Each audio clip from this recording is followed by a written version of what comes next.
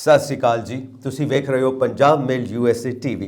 मैं हाँ संजीव यश खन्ना, ਤੁਹਾਡਾ ਸਾਰਿਆਂ ਦਾ ਸਵਾਗਤ ਕਰਦੇ ਹਾਂ। ਮੁੱਦਾ ਦੇ ਵਿੱਚ ਕਹਿੰਦੇ ਨੇ ਕਿ ਪੰਜਾਬ ਦੀ ਸਿਆਸਤ ਦੇ ਵਿੱਚ ਇੱਕ ਨਵੀਂ ਗੱਲ ਸੁਣਨ ਨੂੰ ਮਿਲਦੀ ਪਈ ਆ ਕਿ ਸਾਰੇ ਸਿਆਸੀ ਆਗੂਆਂ ਨੇ ਨਵੇਂ ਕੁੜਤੇ ਪਜਾਮੇ ਸਵਾ ਲਏ ਨੇ, ਕਿਉਂਕਿ ਸਾਰਿਆਂ ਨੂੰ ਇਹ ਉਮੀਦ ਹੈ ਕਿ ਸਾਡੀ ਸਰਕਾਰ ਬਣਨੀ ਹੈ ਤੇ ਫਿਰ ਨਵੇਂ-ਨਵੇਂ ਕੁੜਤੇ ਪਜਾਮੇ ਪਾ ਕੇ ਅਸੀਂ ਜਾਣਾ ਸਹੁੰ ਚੁੱਕਣ ਵਾਸਤੇ, ਕਿਉਂਕਿ ਸਰਕਾਰ ਬਣਨ ਤੋਂ ਬਾਅਦ ਸਹੁੰ ਵੀ ਤਾਂ ਚੁੱਕਣੀ ਹੈ ਨਾ। ਪਰ 10 ਮਾਰਚ ਨੂੰ ਹੋਣਾ ਕੀ ਆ ਇਹ ਕਿਸੇ ਨੂੰ ਨਹੀਂ ਪਤਾ। 10 ਮਾਰਚ ਤੱਕ ਸਾਰੇ ਹੀ MLA ਨੇ ਤੇ ਸਾਰੀਆਂ ਹੀ ਪਾਰਟੀਆਂ ਆ ਰਹੀਆਂ ਨੇ ਸੱਤਾ ਦੇ ਵਿੱਚ, ਪਰ ਆਪਸ ਦੇ ਵਿੱਚ ਨਾ ਇੱਕ ਦੂਜੇ ਨੂੰ ਵਧਾਈਆਂ ਵੀ ਦਿੰਦੇ ਪਏ ਨੇ ਤੇ ਇਹ ਵੀ ਦੇਖਦੇ ਪਏ ਨੇ ਕਿ ਸਾਡੇ ਵਿਰੋਧੀ ਕਿੰਨੇ ਕੁ ਘਬਰਾਏ ਹੋਏ ਨੇ, ਕਿਉਂਕਿ ਅੰਦਰੋਂ ਅੰਦਰ ਹੀ ਖੁਸ਼ੀ ਹੁੰਦੀ ਹੈ ਨਾ ਦੂਜੇ ਦੀ ਘਬਰਾਹਟ ਵੇਖ ਕੇ। ਤੇ ਵਧਾਈਆਂ ਕਾਹਦੀਆਂ ਦਿੰਦੇ ਪਏ ਨੇ, ਬਈ ਤੁਸੀਂ ਬਣ ਜਾਣਾ ਅਸੀਂ ਰਹਿ ਜਾਣਾ, ਇਹ ਗੱਲ ਦੀ ਵਧਾਈ ਹੁੰਦੀ ਪਈ ਹੈ। ਤੇ ਅੰਦਰ ਖਾਤੇ ਸੋਚਦੇ ਨੇ ਬਣਨਾ ਤਾਂ ਅਸੀਂ ਹੈ, ਰਹਿਣਾ ਤਾਂ ਇਹਨਾਂ ਨੇ ਹੈ। ਖੈਰ ਜੋ ਵੀ ਹੈ ਇਹ 10 ਮਾਰਚ ਨੂੰ ਪਤਾ ਲੱਗੂਗਾ। ਜਦੋਂ ਦੀ 20 ਫਰਵਰੀ ਬੀਤੀ ਹੈ ਨਾ, ਸਾਰੇ ਪੰਜਾਬ ਵਿੱਚ ਚਰਚਾ ਦਾ ਬਾਜ਼ਾਰ ਬੜਾ ਗਰਮ ਹੈ।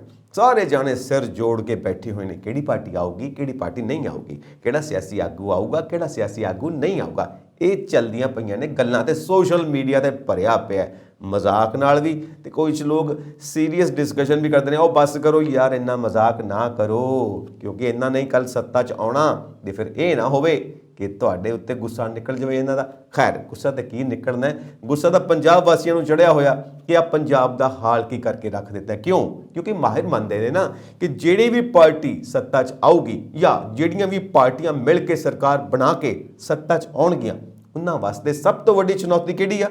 ਇਕੋਨਮੀ। ਤੇ ਜਦੋਂ ਤੱਕ ਅਰਥਚਾਰਾ ਇਕੋਨਮੀ ਕਾਬੂ ਨਹੀਂ ਨਾ ਆਉਂਦਾ, ਉਦੋਂ ਤੱਕ ਨਾ ਖੇਤੀਬਾੜੀ ਦੇ ਸੈਕਟਰ ਵਿੱਚ ਕੋਈ ਕੰਮ ਹੋ ਸਕਦਾ, ਨਾ ਇੰਡਸਟਰੀ ਦੇ ਸੈਕਟਰ ਵਿੱਚ ਕੋਈ ਕੰਮ ਹੋ ਸਕਦਾ, ਨਾ ਸਰਵਿਸ ਸੈਕਟਰ ਦੇ ਵਿੱਚ ਕੰਮ ਕੋਈ ਹੋਰ ਹੋ ਸਕਦਾ।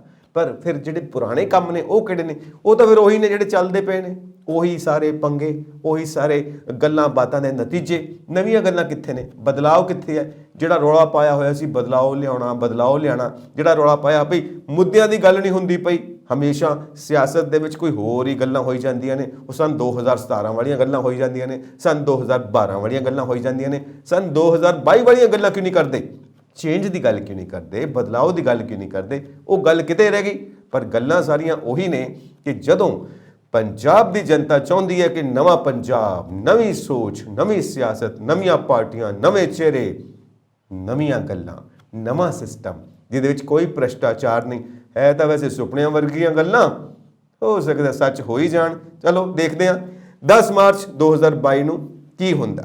ਗੱਲ ਕਰਦੇ ਹਾਂ ਪੰਜਾਬ ਦੀ ਖੇਤੀਬਾੜੀ ਦੀ, ਕਿਉਂਕਿ ਪੰਜਾਬ ਦੀ ਖੇਤੀਬਾੜੀ ਨੂੰ ਸੰਭਾਲੇ ਬਿਨਾਂ ਪੰਜਾਬ ਦੀ ਇਕੋਨਮੀ ਨੂੰ ਅਸੀਂ ਨਹੀਂ ਸੰਭਾਲ ਸਕਦੇ, ਕਿਉਂਕਿ ਪੰਜਾਬ ਬੇਸਿਕਲੀ ਖੇਤੀ ਪ੍ਰਧਾਨ ਸੂਬਾ ਤੇ ਸਾਡੀ ਜ਼ਿਆਦਾਤਰ ਵਸੋਂ ਜਿਹੜੀ ਹੈ ਨਾ ਖੇਤੀ ਉੱਤੇ ਨਿਰਭਰ ਕਰਦੀ ਹੈ ਕੰਮਕਾਜ ਦੇ ਸਿਲਸਿਲੇ ਦੇ ਵਿੱਚ। ਪਰ ਖੇਤੀ ਦਾ ਸੈਕਟਰ ਇਸ ਵਾਰ ਜ਼ਿਆਦਾ ਰੋਜ਼ਗਾਰ ਨਹੀਂ ਦੇ ਪਾ ਰਿਹਾ, ਤੇ ਇੰਡਸਟਰੀ ਤੇ ਪਹਿਲਾਂ ਹੀ ਪੰਜਾਬ 'ਚ ਬਹੁਤ ਘੱਟ ਹੈ, ਉੱਥੇ ਰੋਜ਼ਗਾਰ ਕਿੱਥੇ ਹੋਣਾ? ਤੇ ਜਦੋਂ ਖੇਤੀਬਾੜੀ ਦੇ ਵਿੱਚ ਰੋਜ਼ਗਾਰ ਨਹੀਂ, ਇੰਡਸਟਰੀ ਦੇ ਵਿੱਚ ਰੋਜ਼ਗਾਰ ਨਹੀਂ, ਤੇ ਫਿਰ ਸਰਵਿਸ ਸੈਕਟਰ ਦੇ ਵਿੱਚ ਰੋਜ਼ਗਾਰ ਕਿੱਥੋਂ ਆਏਗਾ? ਕਿਉਂਕਿ ਸਰਵਿਸ ਸੈਕਟਰ ਖੇਤੀਬਾੜੀ ਦੇ ਉੱਤੇ ਤੇ ਇੰਡਸਟਰੀ ਦੇ ਉੱਤੇ ਡਿਪੈਂਡ ਕਰਦਾ। ਤਾਂ ਫਿਰ ਗੱਲ ਕਿੱਥੇ ਆ ਗਈ? ਗੱਲ ਉੱਥੇ ਹੀ ਆ ਗਈ ਕਿ ਇਹ ਰੋਜ਼ਗਾਰ ਦਾ ਮਾਡਲ ਕੀ ਬਣਨਾ। ਤਾਂ ਖੇਤੀਬਾੜੀ ਦੀ ਅਸੀਂ ਗੱਲ ਕਰਾਂਗੇ ਕਿ ਨਵਾਂ ਵਿਕਾਸ ਮਾਡਲ ਇਹ ਕਹਿੰਦਾ ਕਿ ਬੀਜ ਤੋਂ ਲੈ ਕੇ ਬਾਜ਼ਾਰ ਤੱਕ ਇਹ ਸਾਨੂੰ ਪੂਰਾ ਸਿਸਟਮ ਚਾਹੀਦਾ ਕਿ ਕਿਸਾਨ ਜਦੋਂ ਬੀਜ ਬੀਜਦੇ ਨੇ ਨਾ, ਜ਼ਮੀਨ ਦੇ ਵਿੱਚ ਫਸਲ ਉਗਦੀ ਹੈ, ਪਰ ਬੀਜਾਂ ਦੀ ਦੇਖਭਾਲ ਕਿਵੇਂ ਕਰਨੀ ਹੈ, ਵਧੀਆ ਬੀਜ ਕਿੱਥੋਂ ਮਿਲਦੇ ਨੇ, ਉੱਥੇ ਵੀ ਸਿਆਸਤ ਹੁੰਦੀ ਹੈ। ਕੁਝ ਕੰਪਨੀਆਂ ਕਹਿੰਦੀਆਂ ਨੇ ਸਾਡੇ ਬੀਜ ਲਵੋ, ਪਰ ਸਾਡੇ ਕਿਸਾਨ ਕਹਿੰਦੇ ਨੇ ਅਸੀਂ ਪਿਛਲੇ ਸਾਲ ਦੇ ਸਾਂਭ ਕੇ ਰੱਖੇ ਹੋਏ ਨੇ, ਅਸੀਂ ਉਹਨਾਂ ਨੂੰ ਇਸਤੇਮਾਲ ਕਰਾਂਗੇ। ਖੈਰ ਜਿਸ ਤਰ੍ਹਾਂ ਵੀ ਹੈ, ਵਧੀਆ ਬੀਜ ਹੋਣੇ ਚਾਹੀਦੇ ਨੇ ਤਾਂ ਕਿ ਵਧੀਆ ਫਸਲ ਉੱਗੇ। ਫਿਰ ਖਾਦਾਂ ਆ ਗਈਆਂ, ਪਾਣੀ ਦੀ ਸਿੰਚਾਈ ਕਿਵੇਂ ਹੋਣੀ, ਕਿਉਂਕਿ ਪਾਣੀ ਵੀ ਤਾਂ ਲਾਉਣਾ ਨਾ ਫਸਲਾਂ ਨੂੰ, ਫਿਰ ਮੌਸਮ ਤੋਂ ਕਿਵੇਂ ਬਚਾਉਣਾ। ਉੱਥੇ ਆ ਕੇ ਇੱਕ ਸਿਸਟਮ ਆਉਂਦਾ ਕਿ ਕਿਉਂ ਨਾ ਫਸਲਾਂ ਦਾ ਇੰਸ਼ੋਰੈਂਸ ਕੀਤਾ ਜਾਵੇ। ਸਰਕਾਰ ਦੇ ਉੱਤੇ ਇਹ ਵੀ ਦਬਾਅ ਪਾਇਆ ਜਾਂਦਾ ਹੈ ਕਿ ਇੰਸ਼ੋਰੈਂਸ ਹੋਣਾ ਜ਼ਰੂਰੀ ਹੈ ਫਸਲਾਂ ਦਾ, ਕਿਉਂਕਿ ਜਿਹੜੇ ਗਰੀਬ ਕਿਸਾਨ ਨੇ ਕਈ, ਉਹ ਤਾਂ ਵਿਚਾਰੇ ਮਾਰੇ ਜਾਣਗੇ ਜੇ ਮੌਸਮ ਕਰਕੇ ਫਸਲਾਂ ਨੂੰ ਹੋ ਗਿਆ ਨੁਕਸਾਨ। ਇਸ ਕਰਕੇ ਇੰਸ਼ੋਰੈਂਸ ਹੋਣਾ ਜ਼ਰੂਰੀ ਹੈ। ਖੈਰ ਇਹ ਵੀ ਮਾਹਿਰ ਮੰਨਦੇ ਨੇ ਕਿ ਹੌਲੀ ਹੌਲੀ ਹੌਲੀ ਹੌਲੀ ਇਹ ਸਾਰੇ ਸਿਸਟਮ 'ਚ ਆਉਣ ਵਾਲੀਆਂ ਗੱਲਾਂ ਨੇ, ਪਰ ਇਹ ਹੌਲੀ ਹੌਲੀ ਕਦੋਂ ਤੱਕ ਚੱਲੂਗੀ ਇਹ ਨਹੀਂ ਸਾਨੂੰ ਸਮਝ ਆਉਂਦੀ। ਕਿਉਂਕਿ 1960 ਤੋਂ ਬਾਅਦ ਜਿਹੜੀ ਪੰਜਾਬ ਦੇ ਵਿੱਚ ਹਰੀ ਕ੍ਰਾਂਤੀ ਆਈ, ਸਿਸਟਮ ਤੇ ਬਹੁਤ ਵਧੀਆ ਹੋ ਗਿਆ, ਕਿਸਾਨਾਂ ਦੀ ਆਮਦਨ ਵੀ ਵਧੀ ਤੇ ਖੇਤੀਬਾੜੀ ਦੀ ਉਪਜ ਵੀ ਵਧੀ। ਪਰ ਕਈ ਜਿਹੜੇ ਮਾੜੇ ਕਿਸਾਨ ਨੇ, ਮਾੜੇ ਮਤਲਬ ਜਿਨ੍ਹਾਂ ਕੋਲ ਜ਼ਮੀਨ ਘੱਟ ਹੈ, ਗਰੀਬ ਕਿਸਾਨ ਨੇ, ਉਹਨਾਂ ਦੀ ਸਥਿਤੀ ਦੇ ਵਿੱਚ ਕੋਈ ਬਹੁਤਾ ਸੁਧਾਰ ਨਹੀਂ ਹੋਇਆ। ਗੱਲ ਉੱਥੇ ਹੀ ਆ ਗਈ, ਅਮੀਰ ਹੋਰ ਅਮੀਰ ਹੋਈ ਜਾਂਦਾ, ਗਰੀਬ ਹੋਰ ਗਰੀਬ ਹੋਈ ਜਾਂਦਾ। ਇਹ ਬੜੀ ਵੱਡੀ ਸਮੱਸਿਆ ਹੈ ਜੋ ਪੰਜਾਬ ਨੂੰ ਸੰਭਾਲਣੀ ਪਏਗੀ, ਨਵੀਂ ਸਰਕਾਰ ਨੂੰ ਸੰਭਾਲਣੀ ਪਏਗੀ। ਤੇ ਬੀਜ ਤੋਂ ਲੈ ਕੇ ਬਾਜ਼ਾਰ ਤੱਕ ਅਸੀਂ ਗੱਲ ਕਰਦੇ ਪਏ ਹਾਂ, ਤੇ ਬੀਜ ਦੀ ਗੱਲ ਵੀ ਹੋ ਗਈ, ਤੇ ਬੀਜ ਨੂੰ ਬੀਜਣ ਦੀ ਗੱਲ ਵੀ ਹੋ ਗਈ, ਬੀਜ ਨੂੰ ਸੰਭਾਲਣਾ ਕਿਵੇਂ, ਫਸਲ ਕਿਵੇਂ ਲੈਣੀ ਹੈ ਉਹ ਵੀ ਗੱਲ ਹੋ ਗਈ। ਤੇ ਹੁਣ ਫਸਲ ਨੂੰ ਮੰਡੀ ਤੱਕ ਕਿਵੇਂ ਪਹੁੰਚਾਉਣਾ, ਪੂਰਾ ਮੁੱਲ ਕਿਵੇਂ ਲੈਣਾ, ਇਹ MSP ਦੀ ਗੱਲ ਵੀ ਚੱਲਦੀ ਪਈ ਆ। ਤੇ ਨਾਲ ਇਹ ਵੀ ਗੱਲ ਚੱਲਦੀ ਪਈ ਹੈ ਕਿ ਜਿਹੜਾ ਪੂਰਾ ਅਨਾਜ ਆ ਮੰਡੀਆਂ 'ਚ ਰੁਲਦਾ ਰਹਿੰਦਾ, ਸਟੋਰ ਨਹੀਂ ਹੈਗੇ ਉਦੋਂ ਰੱਖਣ ਵਾਸਤੇ, ਗੋਡਾਊਨ ਨਹੀਂ ਹੈਗੇ, ਉਹ ਵੀ ਬਣਾਉਣੇ ਜ਼ਰੂਰੀ ਨੇ। ਤਾਂ ਇਹ ਸਾਰੀਆਂ ਗੱਲਾਂ ਚੱਲਣ ਡਈਆਂ ਨੇ ਪੰਜਾਬ ਦੇ ਖੇਤੀਬਾੜੀ ਸੈਕਟਰ ਦੇ ਵਿੱਚ। ਤੇ ਮੰਡੀ ਦੀ ਗੱਲ ਜਿੱਥੇ ਹੁੰਦੀ ਹੈ ਕਿ ਸਾਡਾ ਮਾਰਕੀਟਿੰਗ ਸਿਸਟਮ ਬਹੁਤ ਵਧੀਆ ਨਹੀਂ ਹੈਗਾ, ਕਿਉਂਕਿ ਕਈ ਵਾਰ ਅਸੀਂ ਦੇਖਦੇ ਹਾਂ ਕਿਸਾਨ ਠੱਗੇ ਜਾਂਦੇ ਨੇ। ਆੜਤੀਆਂ ਨੂੰ ਅਸੀਂ ਬਾਹਰ ਨਹੀਂ ਕੱਢ ਸਕਦੇ ਸਿਸਟਮ ਦੇ ਵਿੱਚੋਂ, ਉਹਨਾਂ ਦਾ ਹੋਣਾ ਬਹੁਤ ਜ਼ਿਆਦਾ ਜ਼ਰੂਰੀ ਹੈ, ਕਿਉਂਕਿ ਸੁੱਖ ਦੁੱਖ ਦੇ ਵਿੱਚ ਉਹ ਆੜਤੀਏ ਹੀ ਕਿਸਾਨਾਂ ਦੇ ਨਾਲ ਖੜੇ ਹੁੰਦੇ ਨੇ, ਉਹਨਾਂ ਦੇ ਸੁੱਖ ਦੁੱਖ ਦੇ ਸਾਂਝੀ ਬਣਦੇ ਨੇ। ਉਹਨਾਂ ਦਾ ਹੋਣਾ ਵੀ ਸਿਸਟਮ ਦੇ ਵਿੱਚ ਬਹੁਤ ਜ਼ਰੂਰੀ ਹੈ, ਬਹੁਤ ਸ਼ੁਰੂ ਤੋਂ ਚੱਲਿਆ ਆ ਰਿਹਾ। ਪਰ ਜਿਹੜੀਆਂ ਕਮੀਆਂ ਨੇ ਨਾ, ਜਿਹੜੀਆਂ ਖਾਮੀਆਂ ਨੇ, ਉਹ ਦੂਰ ਕਰਨੀਆਂ ਜ਼ਰੂਰੀ ਨੇ।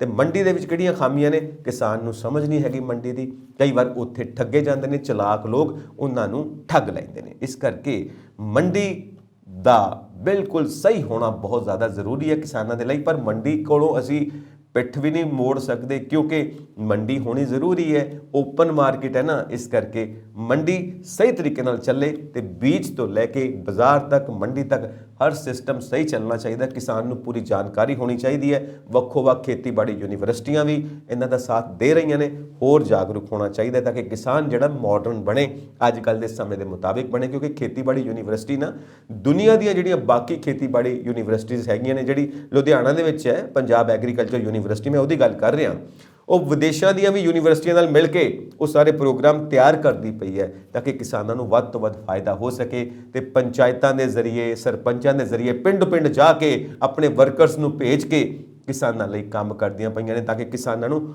ਹੋਰ ਜ਼ਿਆਦਾ ਸਮਝ ਪਵੇ ਖੇਤੀਬਾੜੀ ਦੀ, ਤੇ ਖੇਤੀਬਾੜੀ ਦੇ ਨਾਲ ਹੋਰ ਕੰਮ ਧੰਦੇ ਵੀ ਸ਼ੁਰੂ ਕੀਤੇ ਜਾ ਸਕਣ, ਜਿਸ ਨਾਲ ਕਿਸਾਨਾਂ ਦੀ ਆਮਦਨ ਵਧੇ। ਇਸ ਤਰ੍ਹਾਂ ਉਹ ਮਜ਼ਬੂਤ ਕਰਨ ਲੱਗੇ ਨੇ ਖੇਤੀਬਾੜੀ ਦੇ ਸੈਕਟਰ ਨੂੰ। ਤੇ ਨਾਲ ਇੰਡਸਟਰੀ ਬਾਰੇ ਵੀ ਗੱਲਬਾਤ ਹੋ ਰਹੀ ਆ। ਇੰਡਸਟਰੀ ਬਾਰੇ ਗੱਲਬਾਤ ਇਹ ਹੋ ਰਹੀ ਹੈ ਕਿ ਪੰਜਾਬ ਦੇ ਵਿੱਚ ਜਿਹੜੀ ਜ਼ਿਆਦਾਤਰ ਇੰਡਸਟਰੀ ਹੈ ਉਹ ਤਾਂ ਖੇਤੀਬਾੜੀ ਤੇ ਆਧਾਰਿਤ ਹੀ ਹੋਣੀ ਚਾਹੀਦੀ ਹੈ, ਕਿਉਂਕਿ ਖੇਤੀ ਪ੍ਰਧਾਨ ਸੂਬਾ ਹੈ। ਇਸ ਕਰਕੇ ਰॉ ਮਟੀਰੀਅਲ ਖੇਤੀ ਤੋਂ ਮਿਲ ਜਾਣਾ ਤੇ ਇਸ ਨਾਲ ਇੰਡਸਟਰੀ ਸਟਰੋਂਗ ਹੋ ਸਕਦੀ ਹੈ।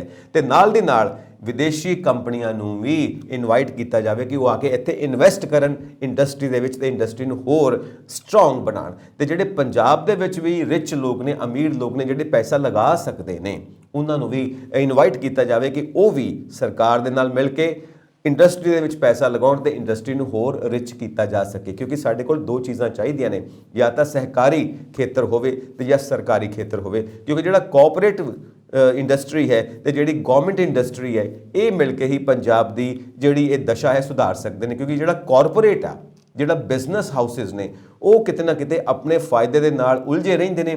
ਇਸ ਕਰਕੇ ਕੁਝ ਵੀ ਸੁਲਝਣ ਨਹੀਂ ਦਿੰਦੇ, ਕੋਈ ਵੀ ਚੀਜ਼ ਤੁਸੀਂ ਕਹਿ ਸਕਦੇ ਹੋ ਮੰਜ਼ਿਲ ਤੱਕ ਜਾਂ ਸਿੱਟੇ ਤੱਕ ਨਹੀਂ ਪਹੁੰਚਣ ਦਿੰਦੇ, ਕਿਉਂਕਿ ਉਹਨਾਂ ਨੂੰ ਆਪਣੇ ਮੁਨਾਫੇ ਦਾ ਡਰ ਵਿੱਚ ਲੱਗਿਆ ਰਹਿੰਦਾ ਹੈ। ਜਾਂ ਤਾਂ ਕਾਰਪੋਰੇਟ ਸੈਕਟਰ ਵੀ ਇੱਕ ਨਵੇਂ ਤਰੀਕੇ ਨਾਲ ਆਵੇ ਕਿ ਜਿਹਦੇ 'ਚ ਉਹਦਾ ਆਪਣਾ ਮੁਨਾਫਾ ਤਾਂ ਹੋਣਾ ਚਾਹੀਦਾ ਹੀ ਹੈ, ਕਿਉਂਕਿ ਬਿਜ਼ਨਸ ਕਾਹਦੇ ਵਾਸਤੇ ਕਰਦਾ ਬੰਦਾ, ਮੁਨਾਫੇ ਵਾਸਤੇ ਕਰਦਾ। ਪਰ ਮੁਨਾਫਾ ਇੱਕ ਹੱਦ ਤੱਕ ਹੋਣਾ ਚਾਹੀਦਾ ਨਾ, ਇੱਕ ਰੋਕ ਹੋਣੀ ਚਾਹੀਦੀ ਹੈ ਵੀ ਇੱਥੇ ਤੱਕ ਠੀਕ ਹੈ, ਤਾਂ ਕਿ ਬਾਕੀਆਂ ਦਾ ਉਜਾੜਾ ਨਾ ਹੋਵੇ, ਵੀ ਦੂਜਿਆਂ ਦਾ ਉਜਾੜਾ ਹੋਣ ਦਿਓ, ਮੇਰਾ ਮੁਨਾਫਾ ਹੋਣਾ ਚਾਹੀਦਾ। ਇਹ ਤਾਂ ਗੱਲ ਨਾ ਬਣੀ, ਇਹ ਤਾਂ ਕੋਈ ਸਿੱਧੀ ਗੱਲ ਨਾ ਹੋਈ, ਇਹ ਤਾਂ ਪੁੱਠੀ ਗੱਲ ਹੋ ਗਈ। ਸਿੱਧੀ ਗੱਲ ਇਹ ਹੈ ਕਿ ਸਾਰਿਆਂ ਦਾ ਸਾਥ, ਸਾਰਿਆਂ ਦਾ ਵਿਕਾਸ, ਸਭ ਨੂੰ ਫਾਇਦਾ ਹੋਣਾ ਚਾਹੀਦਾ ਹੈ। ਜਿੰਨੇ ਮਿਹਨਤ ਕੀਤੀ, ਉਹਦੀ ਮਿਹਨਤ ਦਾ ਫਲ ਉਹਨੂੰ ਜ਼ਰੂਰ ਮਿਲਣਾ ਚਾਹੀਦਾ। ਇਸ ਤਰ੍ਹਾਂ ਦੀਆਂ ਨੀਤੀਆਂ, ਇਸ ਤਰ੍ਹਾਂ ਦੀਆਂ ਪਾਲਿਸੀਜ਼ ਸਰਕਾਰ ਨੂੰ ਬਣਾਉਣੀਆਂ ਚਾਹੀਦੀਆਂ ਨੇ। ਇੰਡਸਟਰੀ ਦਾ ਤੇ ਜਿਹੜੀ ਖੇਤੀਬਾੜੀ ਹੈ ਉਹਦਾ ਸੁਮੇਲ ਕਰਕੇ, ਮਿਕਸ ਕਰਕੇ ਇੱਦਾਂ ਦੀ ਪਾਲਿਸੀ ਬਣਾਓ ਤਾਂ ਕਿ ਜਿਹੜਾ ਸਰਵਿਸ ਸੈਕਟਰ ਹੈ ਉਹਨੂੰ ਫਾਇਦਾ ਹੋਵੇ ਤੇ ਲੋਕਾਂ ਨੂੰ ਵੱਧ ਤੋਂ ਵੱਧ ਰੋਜ਼ਗਾਰ ਮਿਲਣ। ਤੇ ਰੋਜ਼ਗਾਰ ਜਦੋਂ ਮਿਲਣਗੇ ਆਪੇ ਗਰੀਬੀ ਦੂਰ ਹੋਊਗੀ, ਕਿਉਂਕਿ ਸਭ ਦੇ ਜੇਬ 'ਚ ਪੈਸੇ ਆਉਣਗੇ ਤੇ ਉਹ ਡਿਮਾਂਡ ਕ੍ਰੀਏਟ ਹੋਏਗੀ, ਕਿਉਂਕਿ ਉਹ ਵੱਖ-ਵੱਖ ਚੀਜ਼ਾਂ ਦੀ ਮੰਗ ਕ੍ਰੀਏਟ ਕਰਨਗੇ, ਚੀਜ਼ਾਂ ਖਰੀਦਣਗੇ। ਤੇ ਜਦੋਂ ਚੀਜ਼ਾਂ ਖਰੀਦਣਗੇ, ਚੀਜ਼ਾਂ ਵਿਕਣਗੀਆਂ। ਜਦੋਂ ਚੀਜ਼ਾਂ ਵਿਕਣਗੀਆਂ ਤੇ ਫਿਰ ਜਿਹੜੇ ਬਿਜ਼ਨਸ ਹਾਊਸਿਸ ਨੇ, ਜਿਹੜੀਆਂ ਫੈਕਟਰੀਆਂ ਨੇ, ਇੰਡਸਟਰੀ ਹੈ, ਉਹ ਹੋਰ ਚੀਜ਼ਾਂ ਬਣਾਊਗੀ। ਤਾਂ ਇੱਦਾਂ ਹੀ ਪੈਸਾ ਖਰਚਣ ਨਾਲ ਪੈਸਾ ਵਧੂਗਾ।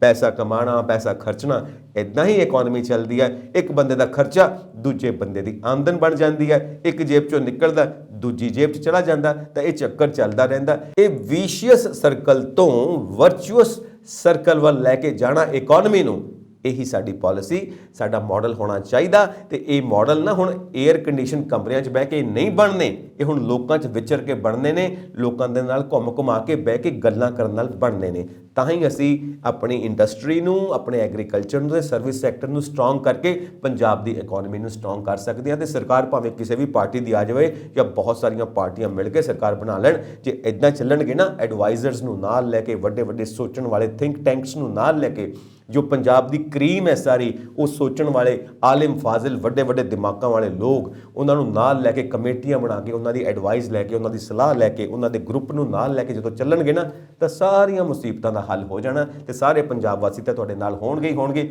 ਜਦੋਂ ਤੁਸੀਂ ਸਹੀ ਤਰੀਕੇ ਨਾਲ ਕੰਮ ਕਰੋਗੇ ਤਾਂ ਪੰਜਾਬ ਦੇ ਲੋਕ ਆਪੇ ਤੁਹਾਡੇ ਨਾਲ ਹੋਣਗੇ। ਸਾਰੇ ਮਿਲ ਕੇ ਅਸੀਂ ਪੰਜਾਬ ਦੀ ਸਾਰੀ ਮੁਸ਼ਕਲ ਹੱਲ ਕਰ ਲੈਣੀ ਹੈ, ਪੰਜਾਬ ਨੂੰ ਇਸ ਦਲਦਲ ਚੋਂ ਬਾਹਰ ਕੱਢ ਲੈਣਾ, ਇਸਨਾਂ ਔਕੜਾਂ ਚੋਂ ਅਸੀਂ ਬਾਹਰ ਕੱਢ ਲੈਣਾ। ਹੁਣ ਗੱਲ ਕਰਦੇ ਹਾਂ ਯੂਕਰੇਨ ਦੇ ਵਿੱਚ ਹੋਣ ਵਾਲੇ ਜੰਗ ਦੀ, ਕਿਉਂਕਿ ਯੂਕਰੇਨ ਔਰ ਰਸ਼ੀਆ ਦਾ ਜਿਹੜਾ ਜੰਗ ਚੱਲਦਾ ਪਿਆ ਹੈ, 8 9 10 ਦਿਨ ਹੋ ਗਏ ਨੇ, ਬਹੁਤ ਸੀਰੀਅਸ ਸਿਚੁਏਸ਼ਨ ਬਣੀ ਹੋਈ ਹੈ। ਤੇ ਰਸ਼ੀਆ ਦੇ ਉੱਤੇ ਬਹੁਤ ਸਾਰੀਆਂ ਪਾਬੰਦੀਆਂ ਲਾ ਦਿੱਤੀਆਂ ਗਈਆਂ ਨੇ ਯੂਰਪ ਵੱਲੋਂ, ਦੇਸ਼ਾਂ ਵੱਲੋਂ, ਇਕਨੋਮੀ ਦੇ ਉੱਤੇ। ਤੇ ਹੁਣ ਰਸ਼ੀਆ ਜਿਹੜਾ ਹੈ, ਅਸੀਂ ਸਾਰੇ ਜਾਣਦੇ ਹਾਂ, ਕਰੂਡ ਆਇਲ ਯਾਨੀ ਕੱਚੇ ਤੇਲ ਨੂੰ ਸਪਲਾਈ ਕਰਦਾ, ਕੁਦਰਤੀ ਗੈਸ ਨੂੰ ਸਪਲਾਈ ਕਰਦਾ। ਤਾਂ ਉਸਨੇ ਭਾਰਤ ਨਾਲ ਇਹ ਗੱਲਬਾਤ ਕੀਤੀ ਹੈ ਕਿ ਅਸੀਂ 25 ਤੋਂ 27% ਡਾਊਨ ਕਰਕੇ ਆਪਣੀਆਂ ਕੀਮਤਾਂ ਨੂੰ ਤੁਹਾਨੂੰ ਤੇਲ ਸਪਲਾਈ ਕਰ ਸਕਦੇ ਹਾਂ। ਹੁਣ ਇਹ ਗੱਲਬਾਤ ਚੱਲਦੀ ਪਈ ਹੈ, ਦੇਖੋ ਇਹ ਕੱਲ ਕਿੱਥੇ ਤੱਕ ਸਿਰੇ ਚੜ੍ਹਦੀ ਹੈ, ਕਿਉਂਕਿ ਇਸ ਤਰ੍ਹਾਂ ਨਾਲ ਭਾਰਤ ਨੂੰ ਫਾਇਦਾ ਹੋ ਸਕਦਾ ਹੈ। ਇਹ ਜਿਹੜੀਆਂ ਤੇਲ ਦੀਆਂ ਕੀਮਤਾਂ ਅਸੀਂ ਸਮਝਦੇ ਹਾਂ ਕਿ ਇਲੈਕਸ਼ਨਸ ਤੋਂ ਬਾਅਦ ਵੱਧ ਸਕਦੀਆਂ ਨੇ, ਸ਼ਾਇਦ ਕੰਟਰੋਲ ਹੋ ਜਾਣ, ਨਾ ਵਧਣ, ਕਿਉਂਕਿ ਰਸ਼ੀਆ ਵੱਲੋਂ ਇਹ ਸਪਲਾਈ ਆ ਜਾਵੇ, ਉਹ ਵੀ ਘੱਟ ਕੀਮਤ ਤੇ ਆ ਜਾਵੇ। ਹੋ ਸਕਦਾ ਹੈ ਕਿ ਪੰਜਾਬ ਦੇ ਲੋਕਾਂ ਤੇ, ਭਾਰਤ ਦੇ ਲੋਕਾਂ ਦੇ ਉੱਤੇ ਤੇਲ ਦਾ ਖਰਚਾ ਜ਼ਿਆਦਾ ਨਾ ਪਵੇ, ਸਾਡੀ ਜੇਬ ਓਨਾ ਕੀ ਖਰਚਾ ਝੱਲ ਸਕਦੀ ਹੈ, ਜਿੰਨੇ ਕਿ ਸਾਡੀ ਜੇਬ ਦੇ ਵਿੱਚ ਪੈਸੇ ਨੇ, ਤੇ ਸਰਕਾਰ ਇਸ ਦੇ ਉੱਤੇ ਕੰਮ ਕਰ ਸਕਦੀ ਆ। ਨਾਲ ਦੀ ਨਾਲ ਜਿਹੜੀ ਸਾਰੀ ਬੁਰੀ ਹਾਲਤ ਹੋਈ ਪਈ ਹੈ ਉੱਥੇ ਵਿਦਿਆਰਥੀਆਂ ਦੀ, ਲੋਕਾਂ ਦੀ, ਉਹ ਇਸ ਤਰ੍ਹਾਂ ਹੋ ਚੁੱਕੀ ਹੈ ਕਿ ਹੁਣ ਪੀਣ ਦੇ ਪਾਣੀ ਦੀ ਵੀ ਸਮੱਸਿਆ ਖੜੀ ਹੋ ਗਈ ਹੈ। ਪੈਸਾ ਹੈ ਨਹੀਂ ਜੇਬਾਂ 'ਚ ਔਰ ਬੋਤਲਾਂ ਵਿਕਦੀਆਂ ਨੇ ਪਾਣੀ ਦੀਆਂ, ਤੇ ਪਾਣੀ ਲਿਆਉਣਾ ਕਿੱਥੋਂ ਹੈ? ਇਹ ਦਿੱਕਤਾਂ ਵੀ ਆ ਰਹੀਆਂ ਨੇ। ਤੇ ਪੰਜਾਬ ਗੌਰਮੈਂਟ ਇੱਥੋਂ ਲੱਗੀ ਹੋਈ ਹੈ, ਕੰਟਰੋਲ ਰੂਮ ਵੀ ਬਣਾਇਆ ਹੈ, ਨੰਬਰ ਵੀ ਜਾਰੀ ਕੀਤੇ ਨੇ ਕਿ ਆਪਣੀਆਂ ਸਮੱਸਿਆਵਾਂ ਸਾਨੂੰ ਭੇਜੋ। ਹੁਣ ਉਹ ਉੱਥੇ ਬੈਠ ਕੇ ਸਮੱਸਿਆ ਭੇਜੀ ਜਾਣ, ਇੱਥੋਂ ਅਸੀਂ ਕੀ ਕਰ ਸਕਦੇ ਹਾਂ? ਇੱਥੋਂ ਕਰਨ ਵਾਸਤੇ ਸਾਨੂੰ ਉੱਥੇ ਜਾਣਾ ਪਏਗਾ। ਤਾਂ ਇਸ ਕਰਕੇ ਭਾਰਤ ਸਰਕਾਰ ਦੇ ਕਈ ਲੀਡਰਸ ਉੱਥੇ ਭੇਜੇ ਨੇ ਸਰਕਾਰ ਨੇ, ਤੇ ਉੱਥੇ ਜਾ ਕੇ ਕੰਮ ਕਰ ਰਹੇ ਨੇ। ਸਟੂਡੈਂਟਸ ਵੀ ਆਪਣੇ ਤੌਰ ਤੇ ਕਈ ਵਾਰ ਪੈਦਲ ਤੁਰ ਕੇ ਬਾਰਡਰਸ ਤੱਕ ਪਹੁੰਚ ਰਹੇ ਨੇ, ਜਿੱਥੋਂ ਸਾਨੂੰ ਕਹਿੰਦੇ ਨੇ ਕਿ ਲੈ ਕੇ ਭਾਰਤ ਲੈ ਆਓ। ਕਈ ਵਿਦਿਆਰਥੀ ਆ ਵੀ ਚੁੱਕੇ ਨੇ, ਕਈ ਹਜੇ ਵੀ ਫਸੇ ਹੋਏ ਨੇ। ਤਾਂ ਇਹ ਸਾਰੀਆਂ ਕੰਡੀਸ਼ਨਸ ਬੜੀਆਂ ਖਤਰਨਾਕ ਬਣੀਆਂ ਹੋਈਆਂ ਨੇ ਜੰਗ ਦੀਆਂ, ਕਿਉਂਕਿ ਜੰਗ ਦੇ ਵਿੱਚ ਤਾਂ ਹਮੇਸ਼ਾ ਆਮ ਲੋਕਾਂ ਦੀ ਬੁਰੀ ਹਾਲਤ ਹੁੰਦੀ ਹੈ, ਤੇ ਫੌਜੀ ਆਪਣੀਆਂ ਜਾਨਾਂ ਦਿੰਦੇ ਹੀ ਦਿੰਦੇ ਨੇ। ਪਰ ਇਹ ਜੰਗ ਹੁੰਦੀ ਕਿਉਂ ਹੈ, ਇਹ ਅਜੇ ਤੱਕ ਸਮਝ ਨਹੀਂ ਆਇਆ। ਜੰਗ ਤੋਂ ਇਲਾਵਾ ਹੋਰ ਵੀ ਤਾਂ ਕੋਈ ਹੱਲ ਹੋ ਸਕਦਾ ਸਮੱਸਿਆ ਦਾ, ਕਿਉਂਕਿ ਅਸੀਂ ਛੋਟੇ ਜਿਹੇ ਘਰ ਨੂੰ ਲੈ ਲਈਏ, ਛੋਟੇ ਜਿਹੇ ਘਰ ਦੇ ਵਿੱਚ ਜੇ ਹਮੇਸ਼ਾ ਲੜਾਈ ਹੁੰਦੀ ਰਹੇ, ਜੰਗ ਹੁੰਦੀ ਰਹੇ, ਤਾਂ ਘਰ ਦੀ ਤਰੱਕੀ ਕਿਵੇਂ ਹੋਏਗੀ? ਘਰ ਦਾ ਬਟਵਾਰਾ ਹੋ ਜਾਏਗਾ, ਸਾਰੇ ਜਾਣੇ ਵੱਖੋ ਵੱਖ ਹੋ ਜਾਣਗੇ, ਘਰ ਟੁੱਟ ਸਕਦਾ ਹੈ। ਤਾਂ ਇਸ ਕਰਕੇ ਜਦੋਂ ਘਰ ਦੇ ਵਿੱਚ ਸ਼ਾਂਤੀ ਚਾਹੀਦੀ ਹੈ, ਤੇ ਘਰ ਤੋਂ ਇੱਕ ਵੱਡਾ ਘਰ ਬਣਦਾ, ਪੂਰਾ ਦੇਸ਼ ਇੱਕ ਵੱਡਾ ਘਰ ਹੈ, ਤੇ ਪੂਰੀ ਦੁਨੀਆ ਇੱਕ ਸਭ ਤੋਂ ਵੱਡਾ ਘਰ ਹੈ। ਤੇ ਜੰਗਾਂ ਕਿਉਂ? ਆਪਸ ਦੇ ਵਿੱਚ ਲੜਾਈ ਝਗੜੇ ਕਿਉਂ? ਇੰਨਾ ਪੈਸਾ ਜੰਗਾਂ ਦੇ ਉੱਤੇ ਖਰਚ ਕਿਉਂ ਹੋ ਰਿਹਾ? ਕਿਉਂਕਿ ਅਸੀਂ ਦੇਖਦੇ ਹਾਂ ਕਿ ਇਸ ਜੰਗ ਦੇ ਵਿੱਚ ਇੰਨਾ ਜ਼ਿਆਦਾ ਖਰਚਾ ਹੋਣਾ ਹੈ ਕਿ ਯੂਕਰੇਨ ਦੀ ਜਿਹੜੀ ਇਕਨੋਮੀ ਹੈ ਉਹ ਵੀ ਚਰਮਰਾ ਜਾਣੀ ਆ, ਤੇ ਰਸ਼ੀਆ ਦੀ ਇਕਨੋਮੀ ਭਾਵੇਂ ਬਹੁਤ ਵੱਡੀ ਤਾਕਤ ਹੈ, ਉਹਦੀ ਇਕਨੋਮੀ ਵੀ ਚਰਮਰਾ ਜਾਣੀ ਹੈ। ਤੇ ਰੂਸ ਐਡਾ ਵੱਡਾ ਦੇਸ਼ ਹੈ ਕਿ ਜੇ ਉਹਦੀ ਇਕਨੋਮੀ ਨੂੰ ਕੋਈ ਇਫੈਕਟ ਹੁੰਦਾ, ਕੋਈ ਬੁਰਾ ਅਸਰ ਪੈਂਦਾ, ਤੇ ਪੂਰੇ ਦੁਨੀਆ ਦੀ ਇਕਨੋਮੀ ਦੇ ਉੱਤੇ ਬੁਰਾ ਅਸਰ ਜ਼ਰੂਰ ਪੈਣਾ, ਕਿਉਂਕਿ ਰਸ਼ੀਆ ਸਭ ਤੋਂ ਵੱਡਾ ਤੇਲ ਸਪਲਾਈ ਦਾ, ਕੱਚੇ ਤੇਲ ਦਾ ਤੇ ਕੁਦਰਤੀ ਗੈਸ ਦਾ ਸਪਲਾਇਰ ਹੈ। ਉਸ ਕਰਕੇ ਤੇ ਹੋਰ ਵੀ ਬਹੁਤ ਸਾਰੀਆਂ ਟ੍ਰੀਟੀਜ਼ ਬਿਜ਼ਨਸ ਦੀਆਂ ਹੋਈਆਂ ਨੇ, ਸਮਝੌਤੇ ਹੋਏ ਨੇ। ਪਾਬੰਦੀਆਂ ਦੇ ਕਾਰਨ ਉਹਨਾਂ ਸਭ ਨੂੰ ਅਸੀਂ ਨੇਪਰੇ ਕਿਵੇਂ ਚਾੜਨਾ, ਉਹਨਾਂ ਸਭ ਨੂੰ ਪੂਰਾ ਕਿਵੇਂ ਕਰਨਾ, ਸਫਲ ਕਿਵੇਂ ਕਰਨਾ, ਇਹ ਵੀ ਇੱਕ ਦਿੱਕਤ ਬਣੀ ਰਹੇਗੀ ਰਸ਼ੀਆ ਵਾਸਤੇ ਤੇ ਪੂਰੇ ਦੇਸ਼ ਵਾਸਤੇ। ਤੇ ਪੂਰੇ ਦੇਸ਼ ਨੇ, ਰਸ਼ੀਆ ਨੇ ਜੇ ਅੱਗੋਂ ਪਾਬੰਦੀਆਂ ਲਾ ਦਿੱਤੀਆਂ ਤਾਂ ਖੇਤਰਫਲ ਐਡਾ ਵੱਡਾ ਰਸ਼ੀਆ ਦਾ, ਤੇ ਤੁਸੀਂ ਦੇਖਦੇ ਹੋ ਕਿ ਦੁਨੀਆ ਦਾ ਸਭ ਤੋਂ ਵੱਡਾ ਦੇਸ਼ ਹੈ ਜੇ ਅਸੀਂ ਜਿਓਗ੍ਰਾਫੀ ਦੇ ਹਿਸਾਬ ਨਾਲ ਦੇਖੀਏ, ਰਸ਼ੀਆ। ਤੇ ਜੇ ਉਹਨੇ ਪਾਬੰਦੀਆਂ ਲਗਾ ਦਿੱਤੀਆਂ ਕਿ ਮੈਂ ਆਪਣੇ 에ਅਰ ਸਪੇਸ ਨੂੰ ਕਿਸੇ ਨੂੰ ਜਹਾਜ਼ ਲੈ ਕੇ ਨਹੀਂ ਲੰਘਣ ਦੇਣਾ, ਤੇ ਫਿਰ ਕਿੱਥੋਂ ਦੀ ਗੇੜਾ ਲੈ ਕੇ ਆਓਗੇ ਆਪਣੇ ਜਹਾਜ਼ਾਂ ਨੂੰ ਲੈ ਕੇ, ਜਿਹੜੇ ਹਵਾਈ ਜਹਾਜ਼ ਨੇ? ਤੇ ਇਹ ਬੜੇ ਝਗੜਿਆਂ ਵਾਲੀਆਂ ਗੱਲਾਂ ਨੇ। ਇਸ ਕਰਕੇ ਬਜ਼ੁਰਗ ਕਹਿੰਦੇ ਨੇ ਕਿ ਲੜਾਈ ਵਿੱਚੋਂ ਖੱਟਣਾ ਕਿਸੇ ਨੇ ਕੁਝ ਨਹੀਂ ਹੋਣਾ, ਦੋਨਾਂ ਤਰ੍ਹਾਂ ਦਾ ਹੋਣਾ ਨੁਕਸਾਨ। ਤੇ ਵਿੱਚੋਂ ਗੱਲ ਫਿਰ ਹੀ ਨਿਕਲਣੀ ਹੈ ਕਿ ਭਾਈ ਬਹਿ ਕੇ ਗੱਲਾਂ ਕਰ ਲਓ, ਸਮਝੌਤਾ ਕਰ ਲਓ, ਕਿਸੇ ਗੱਲ ਤੇ ਪਹੁੰਚੋ ਤੇ ਜੰਗ ਬੰਦ ਕਰੋ। ਤੇ ਫਿਰ ਸ਼ੁਰੂ ਤੋਂ ਕਿਉਂ ਨਹੀਂ ਸਿਆਣਪ ਵਰਤਦੇ? ਤਾਂ ਗੱਲ ਸਾਰੀ ਇਹ ਹੈ ਕਿ ਮਾਹਿਰ ਮੰਨਦੇ ਨੇ ਕਿ ਜਿਹੜਾ ਨਾਟੋ ਕੰਟਰੀਜ਼ ਹੈ, ਇਹਦੀ ਹੋਂਦ ਬਰਕਰਾਰ ਰਹਿਣੀ ਹੈ, ਕਿਉਂਕਿ ਨੈਤਿਕਤਾ ਦੇ ਹਿਸਾਬ ਦੇ ਨਾਲ ਜਦੋਂ ਅਸੀਂ ਕਹਿ ਰਹੇ ਸੀ ਕਿ ਨਾਟੋ ਨੂੰ ਭੰਗ ਕਰ ਦਿੱਤਾ ਜਾਵੇ, ਉਹ ਹੁਣ ਨਹੀਂ ਕੀਤਾ ਜਾ ਸਕਦਾ, ਕਿਉਂਕਿ ਰਸ਼ੀਆ ਦੇ ਅਟੈਕ ਤੋਂ ਬਾਅਦ ਨਾਟੋ ਨੇ ਇਹ ਦਲੀਲ ਦੇਣੀ ਹੈ ਕਿ ਸਾਡਾ ਬਣੇ ਰਹਿਣਾ ਜ਼ਰੂਰੀ ਹੈ, ਕਿਉਂਕਿ ਇੱਦਾਂ ਜੇ ਹਮਲੇ ਹੁੰਦੇ ਰਹੇ ਤਾਂ ਸਾਨੂੰ ਆਪਣੀ ਹਿਫਾਜ਼ਤ ਵਾਸਤੇ ਬਣੇ ਰਹਿਣਾ ਜ਼ਰੂਰੀ ਹੈ। ਇਸ ਕਰਕੇ ਨਾਟੋ ਕੰਟਰੀਜ਼ ਹੁਣ ਬਣੀਆਂ ਰਹਿਣਗੀਆਂ ਤੇ ਹੋਰ ਮਜ਼ਬੂਤ ਵੀ ਹੋ ਸਕਦੀਆਂ ਨੇ। ਇਹ ਦੋ ਧਿਰਾਂ ਬਣ ਜਾਣਗੀਆਂ ਜੋ ਮਾਹਿਰ ਮੰਨਦੇ ਨੇ, ਇੱਕ ਤਾਂ ਅਮਰੀਕਾ ਤੇ ਨਾਲ ਯੂਰਪੀਅਨ ਕੰਟਰੀਜ਼ ਤੇ ਦੂਜੇ ਪਾਸੇ ਹੋਏਗਾ ਰਸ਼ੀਆ, ਚਾਈਨਾ, ਈਰਾਨ, ਇਹ ਸਭ ਗੱਲਾਂ ਹੋਣਗੀਆਂ। ਤੇ ਜਿਹੜਾ ਅਮਰੀਕਾ ਹੈ ਇਹਦੇ ਜਿਹੜੇ ਪੱਖ 'ਚ ਸਾਰੇ ਦੇਸ਼ ਨੇ, ਉੱਥੋਂ ਹੈਗੀਆਂ ਨੇ ਸਾਰੀਆਂ ਕਾਰਪੋਰੇਸ਼ਨਸ, ਔਰ ਕਾਰਪੋਰੇਸ਼ਨਸ ਕੀ ਕਰਦੀਆਂ ਨੇ, ਆਪਣੇ ਮੁਨਾਫੇ ਵਾਸਤੇ ਕਿਸੇ ਹੱਦ ਤੱਕ ਵੀ ਜਾਂਦੀਆਂ ਨੇ, ਕਿਸੇ ਹੱਦ ਤੱਕ ਨੁਕਸਾਨ ਵੀ ਪਹੁੰਚਾ ਦਿੰਦੀਆਂ ਨੇ ਤੇ ਉਸੇ ਮੁਨਾਫੇ ਦੇ ਸਿਰ ਦੇ ਉੱਤੇ ਉਹ ਆਪਣੇ ਦੇਸ਼ ਦੇ ਲੋਕਾਂ ਨੂੰ, ਨਾਗਰਿਕਾਂ ਨੂੰ ਸਾਰੀਆਂ ਸਹੂਲਤਾਂ ਦਿੰਦੀਆਂ ਨੇ, ਚਾਹੇ ਸਿਹਤ ਹੈ, ਚਾਹੇ ਮੈਡੀਕਲ ਹੈ, ਹਰ ਤਰ੍ਹਾਂ ਦੀ ਸਹੂਲਤ। ਤੇ ਇੱਧਰ ਜਿਹੜੇ ਦੂਜੇ ਪੱਖ ਦੇ ਦੇਸ਼ ਹੋਣਗੇ, ਰਸ਼ੀਆ, ਚਾਈਨਾ, ਈਰਾਨ, ਉਹਦੇ ਨਾਲ ਮਿਲਦੇ ਹੋਰ ਦੇਸ਼ ਹੋਣਗੇ, ਇਹ ਤੁਸੀਂ ਕਹਿ ਸਕਦੇ ਹੋ ਸਟਰਗਲ ਫੋਰ ਸਰਵਾਈਵਲ, ਇਹ ਹਮੇਸ਼ਾ ਸੰਘਰਸ਼ ਕਰਦੇ ਰਹਿਣਗੇ ਆਪਣੀ ਹੋਂਦ ਨੂੰ ਬਚਾਉਣ ਵਾਸਤੇ। ਤੇ ਇਹ ਦੋਵੇਂ ਤਰ੍ਹਾਂ ਦੀਆਂ ਧਿਰਾਂ ਦੇ ਵਿੱਚ ਇੱਕ ਵਿਰੋਧਾਭਾਸ ਹੁੰਦਾ ਰਹੇਗਾ, ਆਪਸ ਦੇ ਵਿੱਚ ਵਿਚਾਰਾਂ ਦਾ ਟਕਰਾਵ ਹੁੰਦਾ ਰਹੇਗਾ ਤੇ ਰੱਬ ਸੁੱਖ ਰੱਖੇ ਇਹ ਵਿਚਾਰਾਂ ਦਾ ਟਕਰਾਵ ਕਿਤੇ ਹਥਿਆਰਾਂ ਦੇ ਟਕਰਾਅ ਵਿੱਚ ਨਾ ਬਦਲ ਜਾਏ। ਤੇ ਇਸ ਕਰਕੇ ਇਹ ਵਿਚਾਰਾਂ ਨੂੰ ਸੁਲਝਾਉਣ ਦੀ ਲੋੜ ਹੈ, ਕਿਉਂਕਿ ਇਹ ਮਾਹਿਰ ਮੰਨਦੇ ਨੇ ਕਿ ਫਿਰ ਤੋਂ ਸ਼ੁਰੂਆਤ ਹੋਣ ਵਾਲੀ ਹੈ ਸ਼ੀਤ ਯੁੱਧ ਦੀ, ਜਿਹੜਾ ਕਿਸੇ ਵੇਲੇ ਹੁੰਦਾ ਸੀ ਅਮਰੀਕਾ ਤੇ ਰਸ਼ੀਆ ਦੇ ਵਿੱਚ ਕਾਫੀ ਸਾਲ ਚੱਲਦਾ ਰਿਹਾ। ਇਹ ਸ਼ੀਤ ਯੁੱਧ ਜਦੋਂ ਤੱਕ ਸਨ 1991 ਵਿੱਚ ਸੋਵੀਅਤ ਸੰਘ ਨਹੀਂ ਟੁੱਟਾ, ਉਦੋਂ ਤੱਕ ਸ਼ੀਤ ਯੁੱਧ ਚੱਲਦਾ ਰਿਹਾ ਤੇ ਸੋਵੀਅਤ ਸੰਘ ਦੇ ਟੁੱਟਣ ਤੋਂ ਬਾਅਦ ਅਮਰੀਕਾ ਦੁਨੀਆ ਦੀ ਇੱਕੋ ਇੱਕ ਪਾਵਰ ਬਣ ਕੇ ਉੱਭਰਿਆ। ਪਰ ਹੁਣ ਇਹਨਾਂ ਹਾਲਾਤਾਂ ਤੋਂ ਬਾਅਦ ਜਦੋਂ ਅਸੀਂ ਦੇਖਦੇ ਹਾਂ ਯੂਕਰੇਨ ਤੇ ਰਸ਼ੀਆ ਦੇ ਵਿੱਚ ਯੁੱਧ ਹੋ ਰਿਹਾ, ਤੇ ਇਸ ਤੋਂ ਬਾਅਦ ਫਿਰ ਤੋਂ ਸ਼ੀਤ ਯੁੱਧ ਦਾ ਦੌਰ ਸ਼ੁਰੂ ਹੋ ਸਕਦਾ ਹੈ। ਇਹ ਵੀ ਮਾਹਿਰ ਮੰਨਦੇ ਨੇ ਤੇ ਉਹਦੇ ਵਿੱਚ ਵੀ ਇਹ ਹਮੇਸ਼ਾ ਸੰਕਟ, ਇਹ ਪ੍ਰੈਸ਼ਰ ਬਣਿਆ ਰਹੇਗਾ ਕਿ ਜੰਗ ਨਾ ਕਿਤੇ ਸ਼ੁਰੂ ਹੋ ਜਾਏ। ਸੋ ਇਹ ਕਿਸ ਤਰ੍ਹਾਂ ਦੀ ਦੁਨੀਆ ਬਣ ਰਹੀ ਹੈ, ਕਿਸ ਤਰ੍ਹਾਂ ਦੇ ਹਾਲਾਤ ਬਣ ਰਹੇ ਨੇ। ਅਸੀਂ ਯੂਨਾਈਟਿਡ ਨੇਸ਼ਨਸ ਦੀ ਵੀ ਸਥਾਪਨਾ ਕੀਤੀ ਸੈਕੰਡ ਵਰਲਡ ਵਾਰ ਤੋਂ ਬਾਅਦ, ਪਰ ਗੱਲ ਤਾਂ ਉੱਥੇ ਦੀ ਉੱਥੇ ਹੀ ਰਹੀ, ਝਗੜੇ ਤਾਂ ਉੱਥੇ ਦੇ ਉੱਥੇ ਹੀ ਰਹੇ। ਕਈ ਵਾਰ ਅਸੀਂ ਦੇਖਦੇ ਹਾਂ ਕਿ ਯੂਨਾਈਟਿਡ ਨੇਸ਼ਨਸ ਵੀ ਚਾਹੁੰਦਾ ਹੋਇਆ ਕੋਈ ਦਖਲ ਨਹੀਂ ਦੇ ਸਕਦਾ, ਕਿਉਂਕਿ ਲੋਕਾਂ ਕੋਲ, ਲੋਕ ਕੌਣ, ਇਹ ਦੇਸ਼ ਨੇ ਨਾ, ਜਿਹੜੇ ਲੋਕ ਹੀ ਨੇ ਨਾ, ਇਹਨਾਂ ਕੋਲ ਬੜੀਆਂ ਵੱਡੀਆਂ ਪਾਵਰਸ ਨੇ, ਬੜੇ ਵੱਡੇ ਹਥਿਆਰ ਨੇ, ਐਟੋਮਿਕ ਐਨਰਜੀ ਹੈ, ਐਟਮ ਬੰਬ ਲੈ ਕੇ ਫਿਰਦੇ ਪਏ ਨੇ ਤੇ ਇਹਨਾਂ ਅੱਗੇ ਫਿਰ ਯੂਨਾਈਟਿਡ ਨੇਸ਼ਨਸ ਦੀ ਜਿਹੜੀ ਪੀਸ ਕੀਪਿੰਗ ਫੋਰਸ ਹੈ ਉਹਦੀ ਕਿੱਥੋਂ ਤੱਕ ਚੱਲਣੀ ਆ। ਕਿਉਂਕਿ ਫਿਰ ਤੇ ਇਹ ਹੁੰਦਾ ਵੀ ਲੜ ਲਓ ਆਪਸ ਦੇ ਵਿੱਚ, ਬਾਅਦ 'ਚ ਦੇਖਦੇ ਆ ਜਿਹੜੇ ਬਚਣਗੇ ਬਹਿ ਕੇ ਗੱਲ ਕਰ ਲਾਂਗੇ, ਪਰ ਇਹ ਲੜਨਾ ਕਿਉਂ, ਸਾਰੇ ਕਿਉਂ ਨਾ ਬਚੇ ਰਹਿਣ।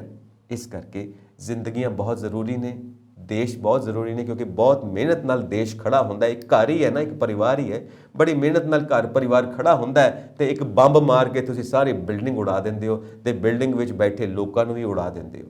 ਇੱਕ ਬੰਬ ਤੇ ਸਾਲਾਂ ਲੱਗ ਜਾਂਦੇ ਨੇ ਉਸ ਬਿਲਡਿੰਗ ਨੂੰ ਬਣਾਉਣ ਦੇ ਵਿੱਚ, ਸਾਲਾਂ ਲੱਗ ਜਾਂਦੇ ਨੇ ਉਸ ਇਨਫਰਾਸਟ੍ਰਕਚਰ ਨੂੰ ਖੜਾ ਕਰਨ ਦੇ ਵਿੱਚ, ਤੇ ਸਿਰਫ ਇੱਕ ਬੰਬ ਦੀ ਮਾਰ ਹੈ ਕਿ ਸਭ ਕੁਝ ਉਡਾ ਕੇ ਰੱਖ ਦਿੰਦੇ ਹੋ। ਸੋ ਇਹ ਕੀ ਹਾਲਾਤ ਨੇ। ਇਨਸਾਨ ਨੂੰ ਸਮਝਦਾਰੀ ਤੋਂ ਕੰਮ ਲੈਣਾ ਚਾਹੀਦਾ। ਇਨਸਾਨ ਜਿੱਡੀ ਵੱਡੀ ਪੋਸਟ ਤੇ ਬੈਠਾ ਹੋਵੇ ਉਹਦੀ ਜ਼ਿੰਮੇਵਾਰੀ ਓਡੀ ਵੱਡੀ ਹੋ ਜਾਂਦੀ ਆ। ਇਸ ਕਰਕੇ ਸਮਝਦਾਰੀ ਤੋਂ ਕੰਮ ਲੈਂਦੇ ਹੋਏ ਇਹ ਜੰਗਾਂ ਦਾ ਖਹਿੜਾ ਛੱਡੀਏ ਤੇ ਸ਼ਾਂਤੀ ਦੀ ਗੱਲ ਕਰੀਏ। ਸਾਡੇ ਕੋਲ ਬਹੁਤ ਕੁਝ ਕਰਨ ਵਾਸਤੇ ਹੈ ਪੂਰੀ ਦੁਨੀਆ ਦੇ ਵਿੱਚ। ਅਜੇ ਤਾਂ ਅਸੀਂ ਪੂਰੇ ਬ੍ਰਹਮੰਡ 'ਚ ਜਾਣਾ, ਪਤਾ ਨਹੀਂ ਕਿਹੜੇ ਕਿਹੜੇ ਗ੍ਰਹਿ ਤੇ ਜਾ ਕੇ ਅਸੀਂ ਕੰਮ ਕਰਨੇ ਨੇ। ਜਦੋਂ ਤੱਕ ਦੁਨੀਆ ਦੇ ਮਸਲੇ, ਧਰਤੀ ਦੇ ਮਸਲੇ ਨਹੀਂ ਹੱਲ ਹੁੰਦੇ, ਅਸੀਂ ਬਾਕੀ ਗ੍ਰਹਿ ਤੇ ਕਿਵੇਂ ਜਾ ਸਕਦੇ ਹਾਂ। ਇਸ ਕਰਕੇ ਸਿਆਣਪ ਨਾਲ ਕੰਮ ਲਈਏ, ਇਹ ਧਰਤੀਆਂ ਦੇ ਮਸਲੇ ਹੱਲ ਕਰੀਏ, ਆਪਸ 'ਚ ਹਮੇਸ਼ਾ ਪਿਆਰ ਤੇ ਸ਼ਾਂਤੀ ਨਾਲ ਰਹੀਏ, ਖੁਦ ਵੀ ਜੀਵੀਏ ਇਸ ਲਾਈਫ ਨੂੰ ਤੇ ਦੂਜਿਆਂ ਨੂੰ ਵੀ ਜਿਉਣ ਦਈਏ ਇਸ ਜ਼ਿੰਦਗੀ ਨੂੰ। ਉਹ ਸਿਆਣੇ ਕਹਿੰਦੇ ਨੇ ਨਾ, ਲਿਵ ਐਂਡ ਲੈਟ ਲਿਵ। ਸਾਨੂੰ ਖੁਸ਼ੀ ਹੈ ਕਿ ਤੁਸੀਂ ਮੁੱਦਾ ਪ੍ਰੋਗਰਾਮ ਦਾ ਹਿੱਸਾ ਬਣਦੇ ਹੋ। ਹੋਰ ਅਪਡੇਟਸ ਦੇ ਲਈ ਵੇਖਦੇ ਰਹੋ ਪੰਜਾਬ ਮੇਲ USA TV। ਸਤਿ ਸ਼੍ਰੀ ਅਕਾਲ ਜੀ।